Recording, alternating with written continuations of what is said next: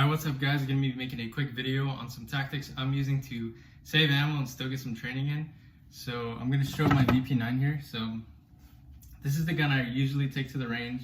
This is my primary home defense gun. This is the one I keep close to me when I sleep. So this is the one I rely on a lot. And I've had it for about a year now and was able to take it to the range, but around maybe like mid-year of 2020, the shortage got really crazy where it was very hard to find ammo. So an alternative that I started using to get some training in without actually spending bullets or putting rounds through this gun to also make it last longer is I bought an exact replica of an airsoft gun. So the only difference is I can't put the red dot on here, and that's essentially it. If I really wanted to, the light actually fits on here. So if I wanted to run a scenario where I was in my bedroom and I had to use the light or the pulsing light and still shoot with it, I can. And yeah, this is just an alternative to having to go to the range. There's a lot of problems with having to go to the range. One, spend the money. Two, how fast you can get there. It's about however much of a drive it's gonna be to actually go to the range, just to practice. When something like this, you pretty much use it around your house. I'm lucky enough where I just live with my girlfriend to where if she has to go do something, I can get some training done. She's not uncomfortable with me like training or anything like that, but me just running around the house like practicing and stuff while she's there might be a little odd if she's doing something else. So I like to just have the whole house clean. So this is the one I keep close to by me, and this is the one I rely on at night. So if anything happens at night, this is the one I want to get really comfortable with.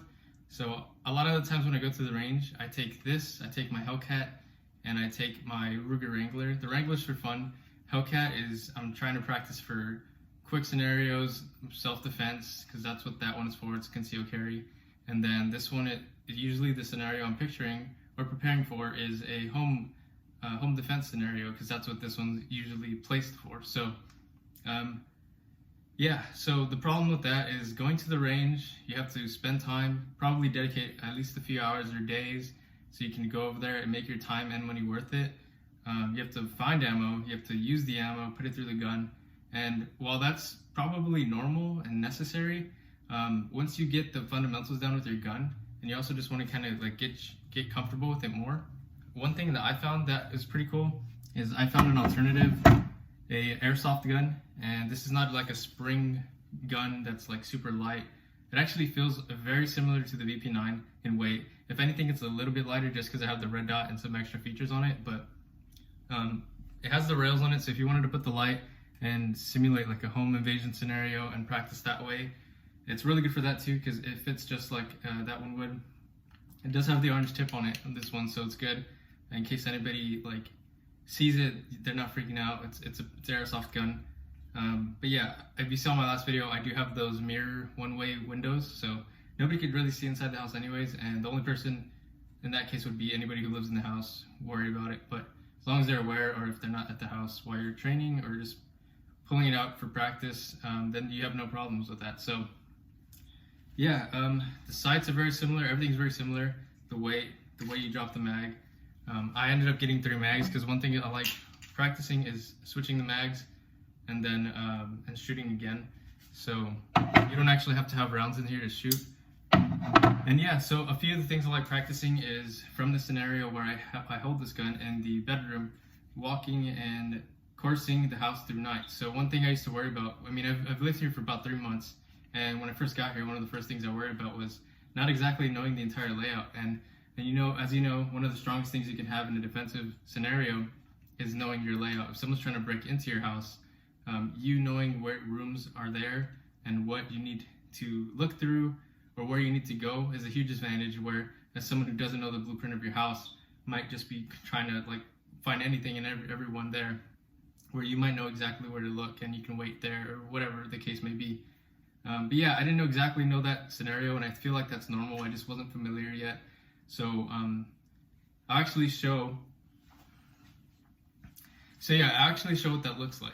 And I have my safe nearby, but if something happens, and let's say it's in the front, I've got to go through there.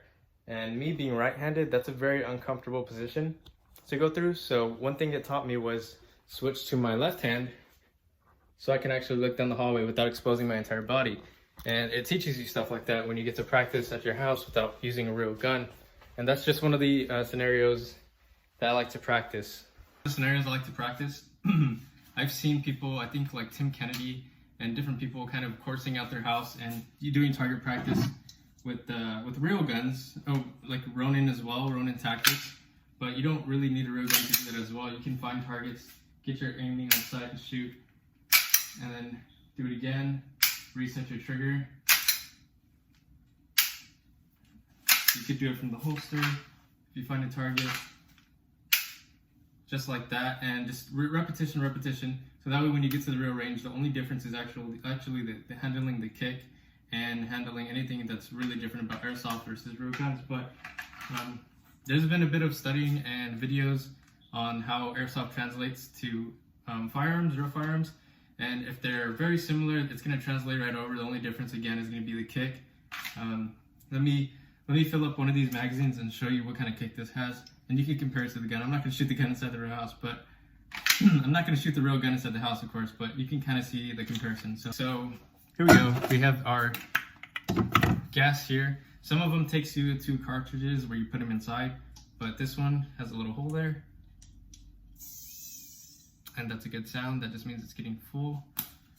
And here we go. So, not too bad. Let me make sure it's in range. So I'm just aiming at a water bottle here.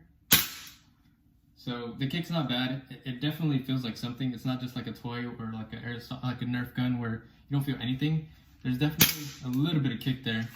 And it's just gonna depend on your airsoft gun, of course, too. But one thing I like doing, since I do have those mirrored out windows where nobody could see anyways, one thing I like doing is kind of predicting where some of the entry points might be and trying to find myself getting close to there and seeing through those entry points and even taking 2 shots, placing my sights down again and taking another 2 shots. And of course, there's nothing in these magazines, but let me just show you what that looks like. All right, so here's our pathway. Let's say I was in my library here, and I'll be peeking over this kitchen into the lawn there. So essentially this is what it'd be looking like. I just come over there, see right by the door, those are my entry points. You could peek at different angles, and that's kind of it. So it's not too complicated. But yeah, you're getting some simulation there. Of course, nobody's shooting back. You're not gonna simulate the fear or anything like that. But if you wanted to, there's other things you can add in to kind of simulate that too. So you could do a bunch of burpees, then get on the gun and try to do it again. And I mean, really, it's not going to ever 100% prepare you, but all you could do is try to get you as close to that point as possible. So this also works with ARs. This one doesn't have the orange tip, but yeah, you can definitely have both ready, or whichever one is your primary gun, and also course the house with this too. And I think the main thing with this is hitting the corners. So again, if I was in this room and I was going that way, I'd have to switch it to my left, which isn't comfortable for me, and this might look funny because it feels funny, because I am right-handed and I don't practice with my left very much. But I was watching a video the other day where an officer had to peek to his left side, and because he was right-handed, I mean, I guess the smart thing to do would be to switch it, but he was so uncomfortable that he actually put his entire body out just to keep his right hand pointing down range. But of course, that exposes your entire body, and that you could just you're just an easy target in a sitting duck at that point. So if you have to peek a corner, you might have to switch it, and if you turn, you might have to bring it back and then go the other way. And best case scenario is you're peeking to the right, but if you ever come where you need to look that way, you want to expose as little as possible. So learning your own house and your own layout is going to be very nice. And if you find an exact replica, that's incredible, but I know they don't have replicas for every single gun, so I know I'm experiencing that with my Hellcat. I don't think they have a Hellcat airsoft gun yet, so anything similar, if you can find something that's the same size, just to get practice with it, where you're not handling a real gun, it could help. Now, if you're comfortable handling a real gun, by all means, go for it. Definitely make sure it's not loaded or anything, but more power to you. I mean, the only reason I want to do this is for my peace of mind too. I mean, you could definitely, and I've done it before I had the airsoft gun, as long as you make sure it's not loaded, you could definitely do the same thing. And I like doing both. I do like taking the VP9, the actual VP9, and trying different things. I like going down the hall, turning on the light or the pulsing light and aiming down my sights. And you can still reset your trigger and learn how your trigger works and stuff like that, and just get comfortable in that way as well. So that's pretty much it for this video. Just another way to save ammo. If you guys are trying this out yourselves, definitely leave it in the comments, or if you had any tips to add on to this, I'd love to hear it. So yeah, other than that, I'll see you guys in the next video. Peace.